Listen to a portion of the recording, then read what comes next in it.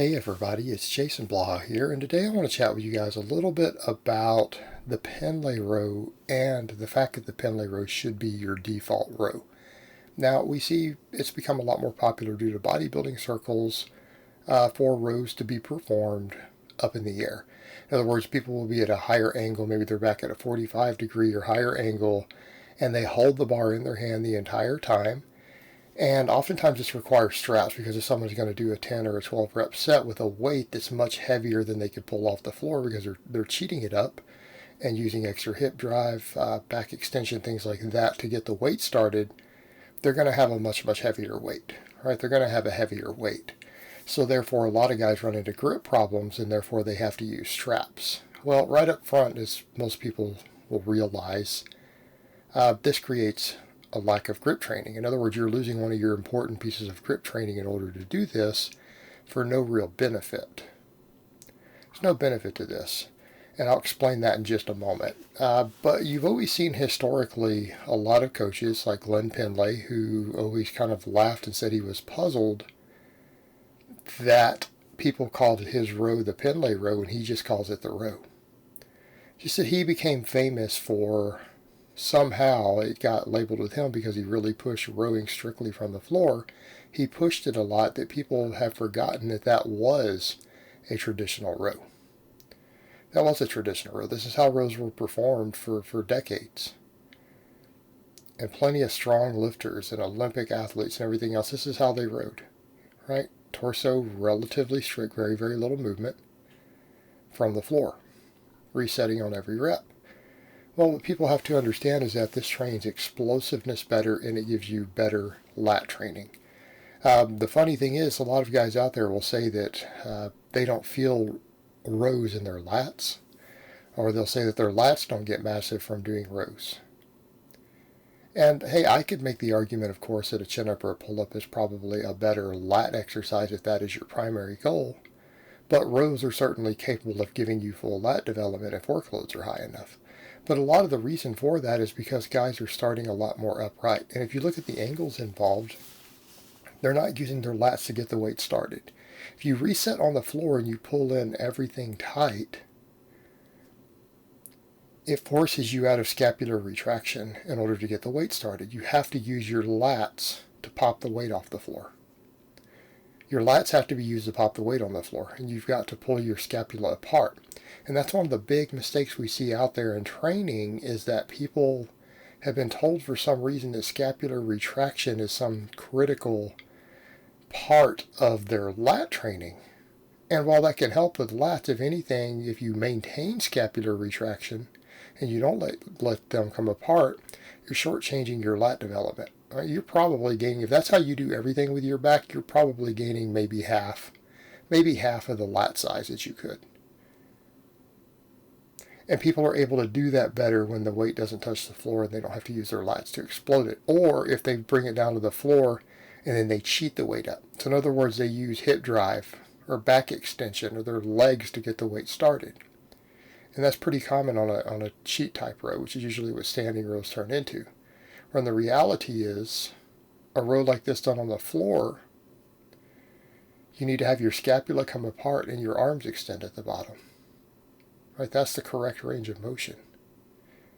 That works the lats tremendously. Works the mid traps. And that's the problem, isn't it? A lot of guys are basically using the row like it's a shrug. They want to be really upright. And that's fine if you're trying to build your upper traps. But you know what? A shrug is a lot better. And the other problem we have is that you have people like Dorian Yates who popularized that, calling it the Yates row. And I think that's a big reason that caught on out of the bodybuilding world and that spread into much of the fitness world is Dorian Yates was doing that back in the 90s and popularizing it. But what people need to remember is that Dorian was kind of his own unique beast. Dorian was on enormous amounts of anabolics. He had genetics for it, and it probably wasn't the only back work he was doing. But when you look at just basic anatomy, it should make sense that what he is doing isn't ideal for the lats. You just cannot recruit as much lat muscle at that higher angle position. The upper traps take over. Upper traps are taking over tremendously. And that's great if your goal is to build upper traps, but like I said before, you'd be better off doing shrugs for that if that was your goal. But the mid trap gets worked a lot better at this low angle. The low angle also lets you spread the scapula apart, which is what you need to get that whole. Some people think of it as the outer edge of the lat, but really the outer edge of the lat is the lat. It builds that area better. It also helps build overall thickness better because if you maintain the low angle all the way through and you don't go up high at the top, look at what happens with your rear delts and rhomboids. All right, you get a tremendous amount of work in the rear delts. Tremendous amount of work in the rear delts. And I would venture to say that if you're looking for total back development and the most development possible, the Pendley row like this is the way to go, this fairly strict row from the floor. Now, does the other row possibly build more spinal erector and stuff? Sure, because you're using all of that. You're using it like as a back lever. But there's a lot of other things we can do for spinal erectors. And you know what? This still builds some posterior chain. This still builds erector. It still builds those things. So that's what we come down to. Some of these other types of rows might build a little more erector, but we're all deadlifting and doing good mornings and stuff anyways. That shouldn't be an issue. Might build more upper trap, but we can do other things for that. But by doing it that way, we're shortchanging our lats, our rear delts, our rhomboids. We're shortchanging a whole lot of back thickness and strength. Now here's the other caveat. Because we are getting better overall back recruitment with a lighter weight by doing it this way, what does that mean? Better systemic recovery. And I'm saying this as a strength athlete. People need to understand I care only about strength. I care only about strength. But we have to get big if we want to get strong. Hypertrophy is a critical part of strength. It's probably the single most important factor. And that is as close to what we have as a scientific fact as far as exercise science go. The bigger a muscle is, the more strength potential it has for you as an individual. That is an absolute fact. And 95% of the time, even when comparing person to person, who have similar frame sizes. There are odd men out. There's exceptions to the rule. But the exception doesn't make the rule. Well, what are we looking at there for hypertrophy? Stimulus versus fatigue. Stimulus versus fatigue. When you start doing different types of rows, one of the things that people note is that Pendley rows like this are very easy to recover from.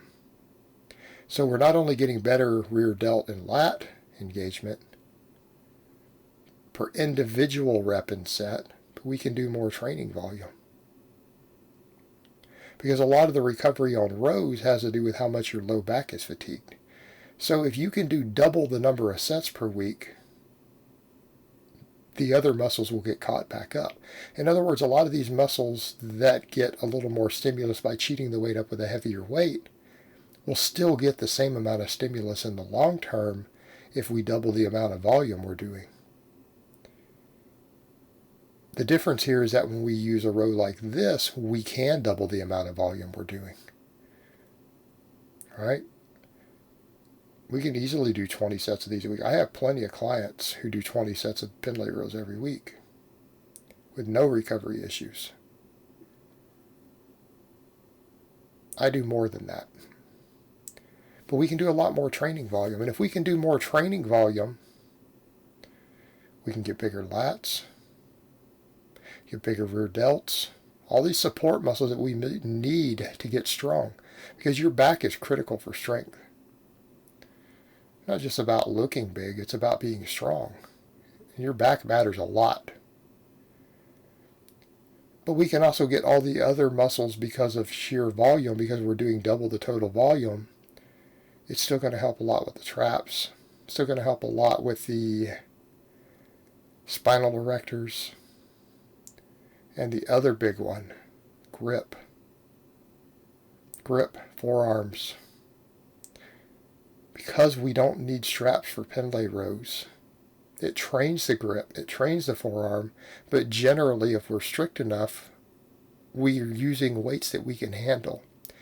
And grip responds to volume very, very, very well.